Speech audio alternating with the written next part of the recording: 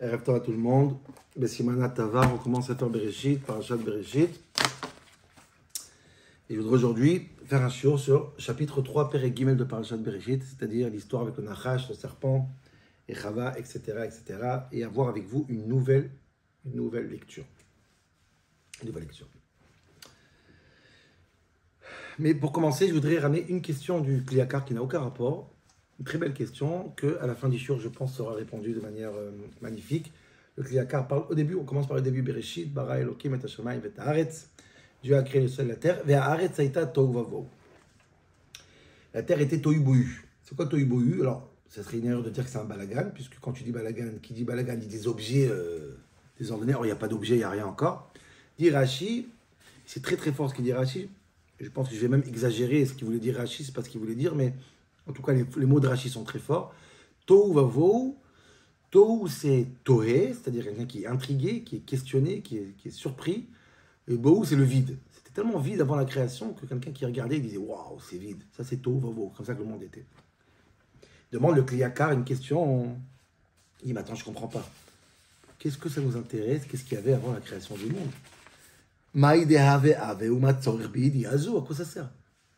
Non, et alors? J'ai pas dit qu'avant qu'il y avait des oiseaux, le ciel était vide, ensuite il y avait des oiseaux. J'ai pas dit qu'avant les poissons, la mer était vide. Ça m'intéresse pas ce qu'il y avait avant. Ce qui m'intéresse, c'est Bria, Bereshit, Bara. Pourquoi j'ai besoin de savoir ce qu'il y avait? Arrête, Saïta, Tohu, Vavo. Je m'en fous, n'importe quel pied rouge. Qu'est-ce que. C'est aucun intérêt. Aucun intérêt. C'est pour ça que je pense, c'est pour ça que je voulais ramener ça au début du shiur, je pense que ça a oui un intérêt. C'est-à-dire que avant de créer le monde, on a besoin de savoir tous qu'avant que Dieu, le monde a été créé, il y avait une situation idéale qui s'appelle le tohu bohu. Intrigué du vide. Je ne sais pas comment dire Rashi. Et ça, c'est une information importante. Parce que pour s'en sortir dans ce monde-là, on a besoin de savoir comment c'était avant. Je ne sais pas pourquoi, mais c'est important, la Torah nous le dit. C'est très très important. Et on va essayer de comprendre grâce au shiur d'aujourd'hui. Donc le shiur d'aujourd'hui, comme j'ai dit, va commencer dans Perek Gimel, l'histoire de Adam et Chava avec le serpent.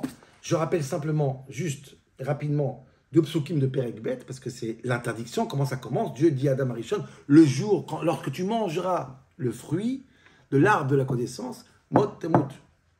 Tu vas mourir. C'est clair. Tu manges, tu meurs. Adam Arishon est conscient de cette information, de cette menace, comme vous voulez vous l'appeler. Et ensuite, la Torah nous raconte que Chava a été créé, etc., etc., etc. Et le Perek Bet finit, le deuxième chapitre finit avec un pasuk, moi, m'intrigue énormément. Dit le pasuk, Vayiyu shneihem arumim. L'homme et la femme étaient nus. Veloïd boshashu, ils n'avaient pas honte. Alors, si c'est juste pour vous dire comment ils ont été créés, bon, c'est pas l'endroit. Et la création de Chava est bien plus avant que ça. On a parlé d'autres choses entre-temps, le mariage, etc. Qu'est-ce qu'elle fait ici, cette information? Mamash, je ne comprends pas. Je voudrais bien que vous notez et avoir un chumash aujourd'hui pour voir avec moi les psukim et noter, Mamash, toutes les questions et lire Perek Bet, si vous voulez, mais Perek Gimel 2-3 fois pour comprendre tout ce qu'on va dire aujourd'hui, parce que c'est important. C'est vraiment la base de cette de Parashat Bereshit. Donc, cette information est importante. Pourquoi? La seule chose qu'on peut dire, certains ramènent ça, c'est parce que le mot Haroum, ils étaient nus, et le mot Haroum va revenir plusieurs fois, et ça va beaucoup m'intriguer cette histoire. Haroum, Haroum, Haroum. On va parler du Nachash qui est Haroum, les parents, les Adam et Chava qui est Haroum, Baïra qui est Haroum, Haroum, Haroum, Haroum, Haroum, sans arrêt Haroum, on pense que ça veut dire Haroum. Donc on a ramené ça ici. Bon, mais pourquoi cette information est importante? Donc justement, Perek Gimel, vers Nachash, aya Haroum. Le Nachash n'était pas nu, la Haroum ça veut dire intelligent, rusé. Information très importante, parce que le shiur va être basé sur l'idée que les psukim vont être basés sur l'idée que le Nachash est hyper intelligent. Donc ce qui va dire le Nachash est sûrement d'une profondeur incroyable, et tout montre le contraire, qu'il est d'une superficie et d'une bêtise monumentale, le Nachash. Mais ça marche son truc. Mais qu'est-ce qui marche? Ok? Donc qu'est-ce qu'il dit le Nachash pour commencer une phrase? Il dit, bon, Afki Amar Elokim Otochlo Mikol et Sagan. Est-ce que Dieu a dit, Bémet, que tous les arbres sont interdits? Hein, c'est interdit pour toi tous les arbres. Faux, monsieur le Nachash. Dit Chava. La Tomer échappe pas du tout, on a le droit de manger. C'est seulement un arbre qui est dans le Gan Eden, et Tzadat, Amar Elohim, Lotochlo, Velotigu, Platemutot. Il y a un arbre qui est interdit parce qu'on a peur de mourir. Mais Dieu dit pas n'importe quoi. On n'est pas tout interdit, c'est pas vrai. Donc déjà, première bêtise du Nachash. Des shtuyot, pas chut. Mais le pire, c'est que Nachash rajoute une couche ridicule. Dit le Nachash, va Yomer, un Nachash et la Isha, l'omotemouton. Non, tu vas pas mourir. Quoi? D'où tu sors ça?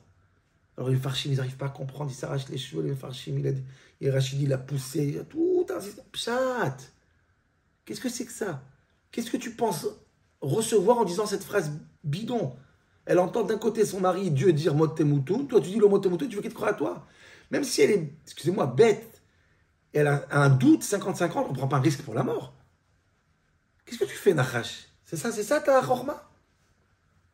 Et il lui dit, Ki yodea Elohim, ki beyom acholchem imenu v'ezkechu einechem ve'item ki Elohim yodeh tov vara. Si tu manges, tu ne vas pas mourir. Tu vas juste connaître le bien, le mal. Dieu est jaloux de toi. Après, une histoire à dormir debout. Et le pire, c'est que ça marche, Rabotai. Ça marche. La terre Aïcha qui tov aetz le ma'achal v'chitav ala enaim v'lechmad aetz l'askim. Tout d'un coup, tu dis, bah ouais, pas mal l'arbre.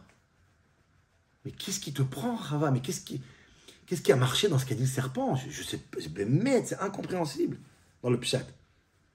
Et le pire du pire, ce qui me tue, c'est Vatikar mi pirio vatochal vatiten gam leisha ima vayochal. Elle donne à Adam Arishon. Et Adam, il prend, il mange tout de suite. Ni négocie, ni dit allô, chérie. Dieu, il a dit monte tes moutons. Oh! Si nos sages disent que le Nachash a attaqué Chava parce qu'elle était naïve, et les femmes sont naïves, alors là, l'homme, c'est encore pire. Même pas il négocie. Mazé. Ma Koresham. Incroyable. Conséquence de tout ça, donc ils découvrent qu'ils sont hérom, ils sont nus. Ok, on avait l'information déjà avant, mais là ils le découvrent, ils le savent. Ils ont fait une chagoura, une ceinture avec Aletena. Ok. Et là, on arrive à la dernière phase de Périgim qui est incroyable. Dieu donc va sortir de son silence, l'Italer Bagan, il va chercher Adam pour le gronder. Et Adam se cache, il se cache. J'ai marqué Vaïchabé plus de 2 fois, 3 fois, il se cache. Et Dieu dit où tu es. Et là, qu'est-ce qu'il dit Adam? Encore une fois le mot Arum. J'ai entendu ta voix. J'ai eu peur parce que je suis nu. Encore une fois le mot nu. Erom. Je me suis caché. Et là, Rabotai, je pense que la plus grande question que je peux poser dans le monde, c'est ce que je vais dire maintenant. Et Dieu, il a maintenant Adam en face. Il doit le gronder. Il lui dire, mais qu'est-ce que tu as fait? Tu as transgressé ma parole. Mais Dieu, excusez-moi, hein, s'en fiche complètement pourquoi il a mangé. Il y a une autre chose qui l'intéresse. Vayomer, mi igid lecha ki eromata. Dis-moi, qui t'a dit que t'es hérom? Qui t'a dit que t'es nu? Est-ce que c'est l'arbre que t'as mangé qui t'a donné le secret au nez, qui t'a donné le secret à l'oreille que t'es nu? Autrement dit, ça ne me dérange pas que t'as mangé. Mais ce qui m'intéresse, c'est comment tu sais que t'es nu. Mais qu'est-ce que ma Corée? C'est bizarre. Maman, c'est bizarre. C'est ça qui t'intéresse, mon Dieu. Crie-lui. Une mitzvah, je donnée, tu me l'as transgressée. Bref, Adam, il dit pas moi, c'est ma femme dit pas moi, c'est le Nachash, tu lui ramènes les klalotes, etc. Je ne peux pas m'arrêter sur les klalotes parce que c'est très très long et je veux une demi-heure, pas plus. Donc j'arrive à la fin du sujet. Et là, on arrive à un passo incroyable. Et qu'est-ce qu'il fait Adam après qu'ils entendent la mauvaise nouvelle? Adam et Chava sont tristes, j'imagine. Ils sont HS, ils ont été détruits complètement. Détruits de tous ces klalotes.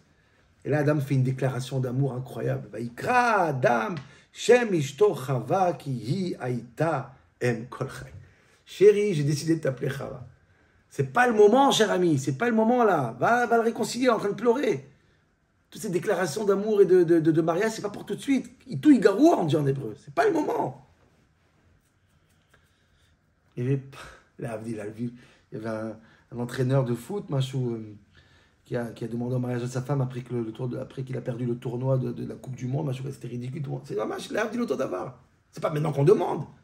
C'est ridicule. Incroyable. Agav, je vous le dis parce que la Gemara dit dans Sanhedrin que Adam Arishon parlait l'araméen à ce moment-là. Et si c'est le cas, ça sort quelque chose d'incroyable. Ça sort qu'Adam a appelé sa femme Chava. Chava en araméen, ça veut dire un serpent. Donc, je ne sais pas si c'était cruel ou ironique d'appeler sa femme serpent après ce qui s'est passé. C'est... Aïe, aïe, aïe, aïe. Et Dieu a fait, la dame, comme ça on finit, Koutnot Or, il a donné des habits. Pourquoi ces habits, dit Rashbam, notre cher ami Rashbam? Il dit parce qu'ils avaient froid. Ouais, mais s'ils avaient froid, pourquoi ils n'ont pas fait des habits tout seuls? Alors, ils savent faire une belle ceinture. Qui peut faire une ceinture peut faire un pull. Pas Koresham. C'est quoi cette histoire? Enfin bref, ça finit comme ça. Dieu les jette du Gan Eden. Ne revenez pas. Je ne veux pas que vous mangez le fruit d'Etz Chaim. Sinon, Chai l'Olam, vous allez vivre tout le temps. Je ne veux pas que vous viviez tout le temps. Vous êtes punis. Dehors, c'est la mort. Dehors. Zéro. Ça, c'est les psukim. Je vous demande encore une fois de lire Perek Gimel, d'intégrer ce que j'ai dit. Regardez même mes farshim. Comprendre qu'on a besoin de quelque chose de différent. Une autre lecture peut-être différente pour comprendre ce qui se passe ici. C'est Me'od Muzar, ce qui se passe. C'est très, très bizarre. Très bizarre.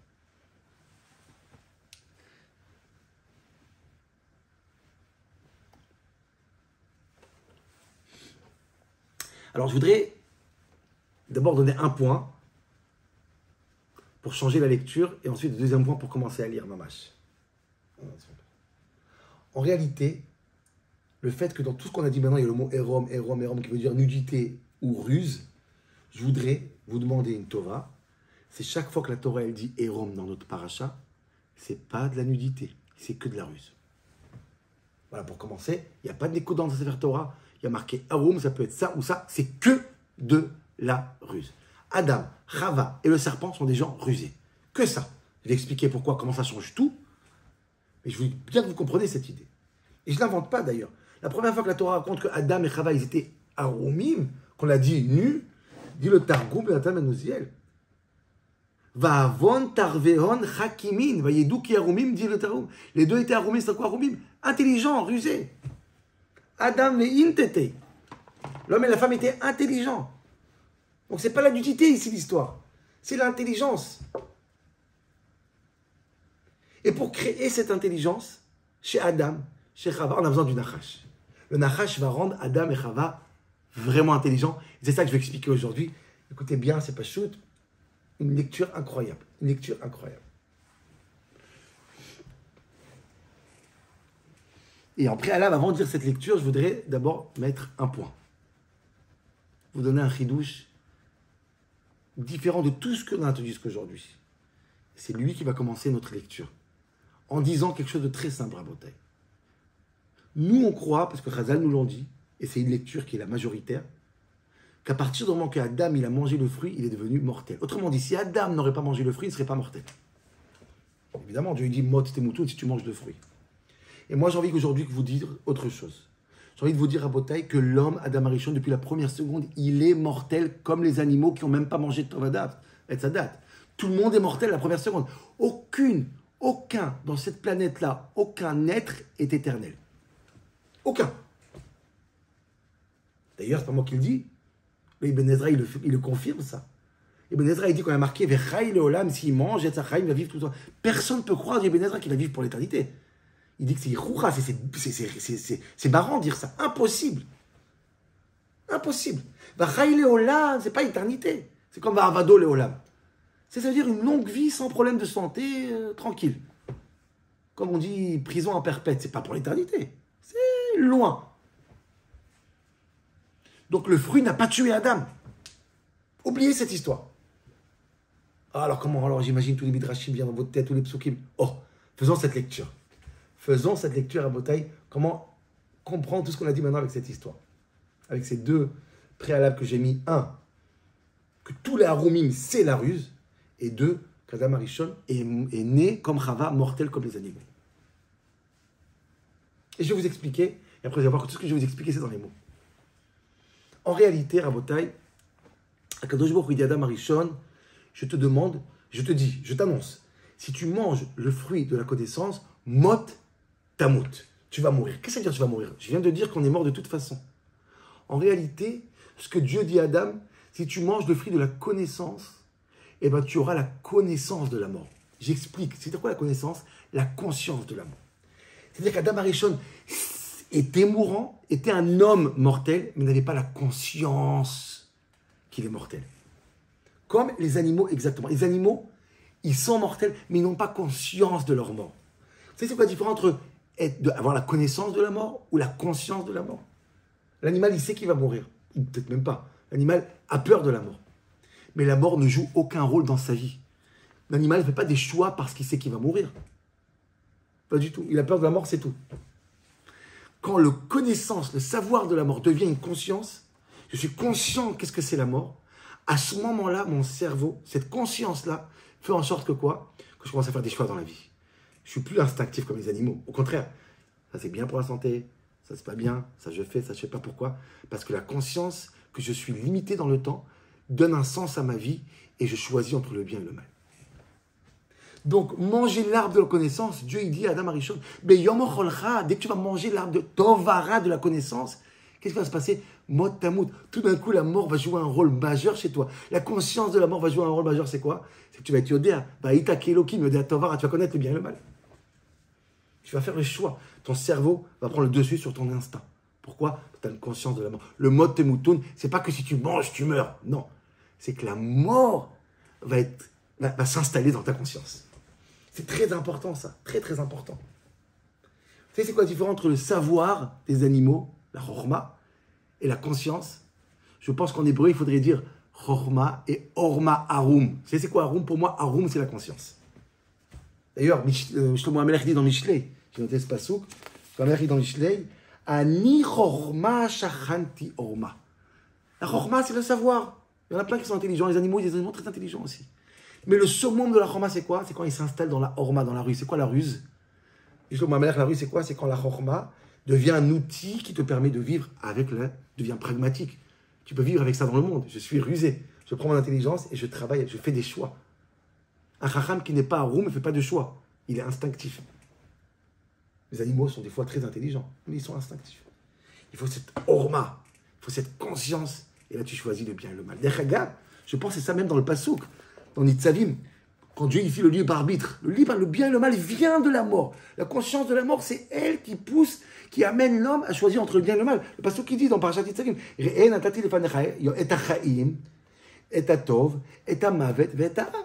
si tu comprends le mal, la mort, si tu comprends la vie, eh ben tu comprends le bien et le mal. Pour avoir un libre arbitre entre le bien et le mal, pour que le cerveau prenne le dessus sur ton instinct, il faut connaître la mort, la connaître, la comprendre, la vivre, la conséquence. La mort, c'est le plus grand facteur de moteur de la vie. Parce qu'on est limité, alors on fait des choses, on avance, on fait des choix, on ne fait pas n'importe quoi. On n'est pas des animaux. Vous savez ce qui se passe quand on est conscient aussi? On a quelque chose que les animaux n'auront jamais, c'est la honte. C'est quoi la honte? La honte, c'est quand moi j'ai une conscience, donc j'ai honte. L'animal n'a jamais honte, parce qu'il n'a pas de conscience. Il a de la connaissance, il n'a pas de la conscience. Il a de l'instinct. Donc le summum de la chorma, c'est quand ça devient aoum, ça devient une intelligence qui fait encore quoi? Que tu as honte. Tant que tu n'as pas honte, tant que tu es instinctif et tu avances sans réfléchir, alors tu es un animal. Tu n'as pas goûté ta etzadat. Et Dieu dit à Adam Arishon, le but c'est de goûter etzadat. Quand tu goûteras etzadat, tu deviendras arum. Maintenant vous avez compris ça, regardez bien, c'est incroyable. Donc le dernier passouk de Perek Bet nous raconte qu'avant même qu'il mange, Adam vechava, le passouk qu'on a commencé les shiur avec, est marqué, voilà, Vayush nehem arumim velo idboshashu.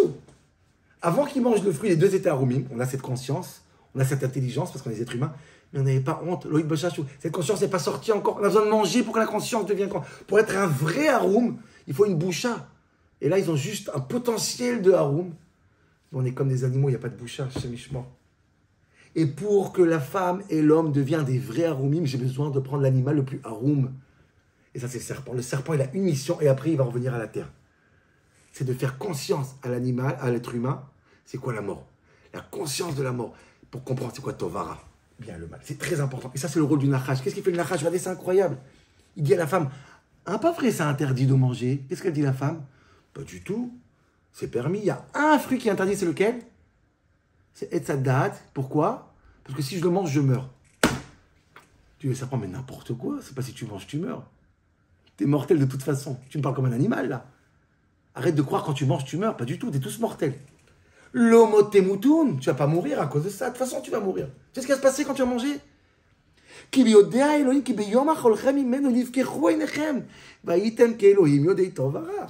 En fait, quand tu vas manger, tu vas pas mourir, tu meurs de toute façon. Quand tu vas manger, tu vas être comme Dieu, tu vas connaître Tovara. Tu auras la conscience de la mort. C'est pas une punition que tu meurs si tu manges, au contraire. L'eau temoutoun. La mort, elle n'a aucun rapport avec le fruit. Ce qui a un rapport avec le fruit, c'est quoi? C'est Yodei Tovara, Vaïtem Keelohim. Et il a raison, le Nachash. Ils vont devenir Keelohim, le passouk va le dire.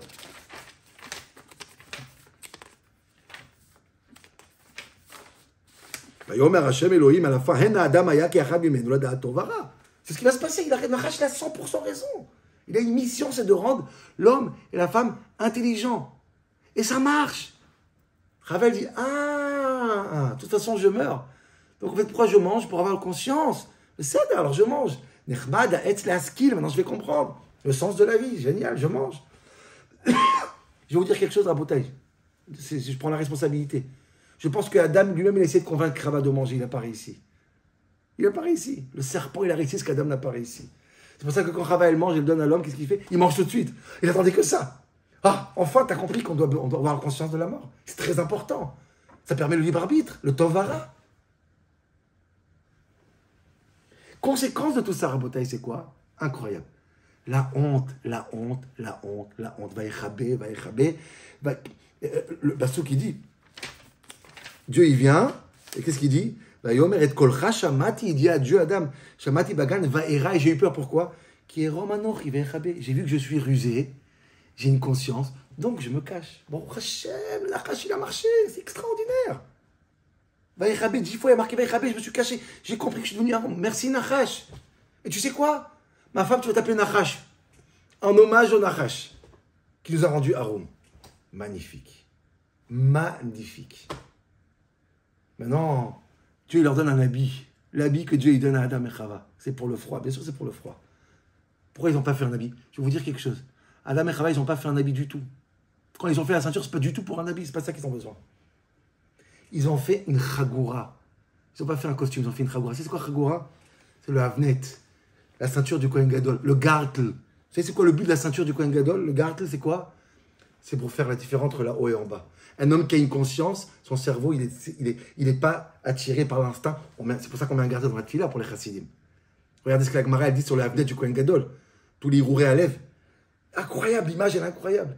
Dès qu'ils sont devenus Haroum, dès qu'ils sont devenus Chacham, on fait une séparation. C'est fini maintenant.